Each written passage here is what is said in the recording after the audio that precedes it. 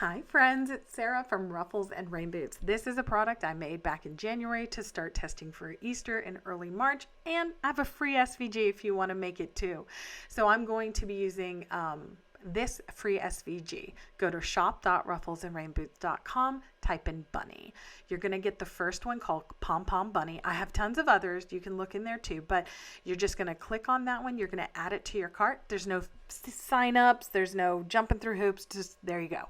So you're going to download that SVG file, which it comes with a whole bunch of different formats. You just need the SVG.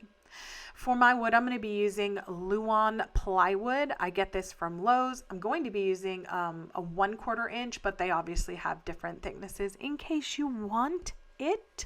There you go. All right, so I'm going to be using the S1 for design, you can see in the machine, but I'll be using the P2 to actually cut this. You can design without being connected to the internet or have your machine on. So that's why I recommend connecting to the device just to design in the right one. So I'm going to put a rectangle here that is those measurements. 11.75 by 19 is what I used my saw to cut that big sheet of Luan down to. They fit in the S1 and they fit in the P2, so I just used that. That is an absolute boundary for me because I like to color outside the lines. So here's the actual board. Whatever size you need to make for your machine, go ahead and set that here. You are going to be adding the ears at the top, so just keep that in mind. I'm going to round off the corners. I'm going to put a 0.7, I think is better than a 1 over here. And there you go. Now that we have that, that is the actual cutting board portion of our cutting board. We're going to insert the SVG. You can just drag and drop it in. The center pieces in here can be grouped together and set to score, although I will show you a different style. And the outside can be set to cut. I'm going to grab those, turn them 90 degrees, and then I'm going to talk about centering. So a question I get asked a lot about via email or messenger is, why does it look off, with off in quotation marks? So I'm going to talk about centering. There's two types of centering, absolute and perception. So if you group these together and center this vertically in this case with our cutting board, it's going to look off. Ready? Look at that. But that is centered. So we're going to do perception centering. Hit R on your keyboard, make a rectangle about the size of the center of your design, and then align that vertically. Then you're just going to move your ears right to the center of that piece. That's called perception centering. It's going to look a little better to the eye, and only you are the one who decides this. So whatever you would like.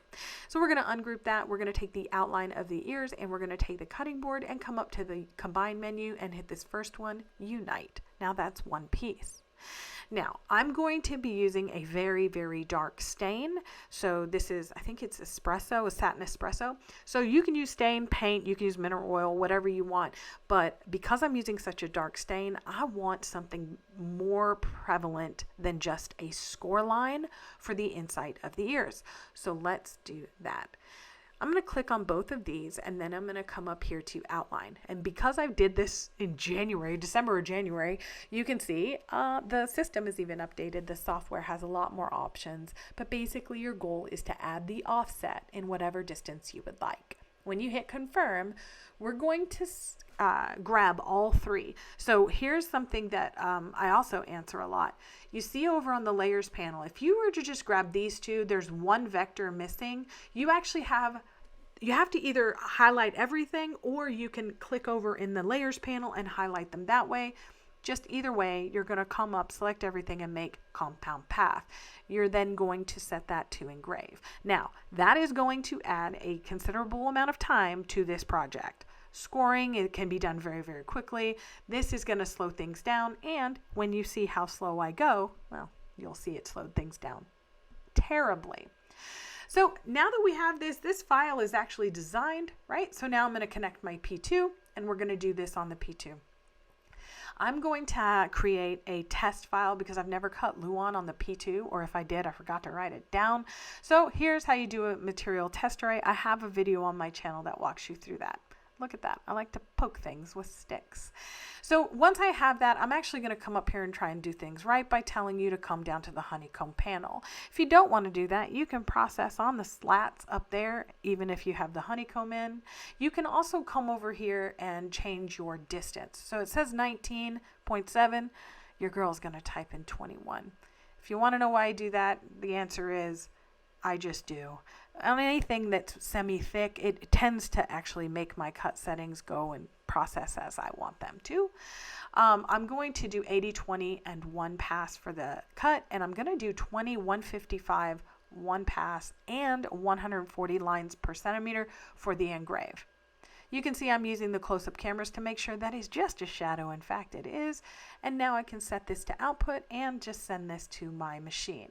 So if when I hit process here, you can see in the bottom left, 15 minutes. Nothing should take 15 minutes on the P2 unless you're like me and you want to test a score line and this engraving line.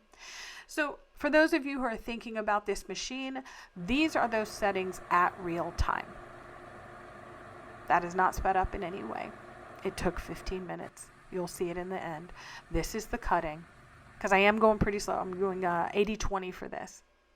And you can see everything looks nice. Even the edges of this thing look nice, and that engraving is nice.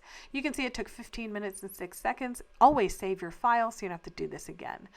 If you didn't pre-sand or buy the pre-sanded plywood, you may have to start at a lower grip, but I just did a couple passes of 180 and then 1 pass of 220. Cleaned off the dust, and now I'm going to be using a poly shade, which is a stain and poly in one. Again, on the back of these, I actually engraved decor only. So I just stained up the front and the back and then let that dry a few days. Here, as a reminder, just go and grab that free SVG. You can use it for commercial use. You cannot sell the design or use the design to sell any designs, but this is a fun project. It's great for a beginner. It's great to test out or make yourself. As always, thanks for being here. Please like this video, share it, and subscribe for more crafting fun.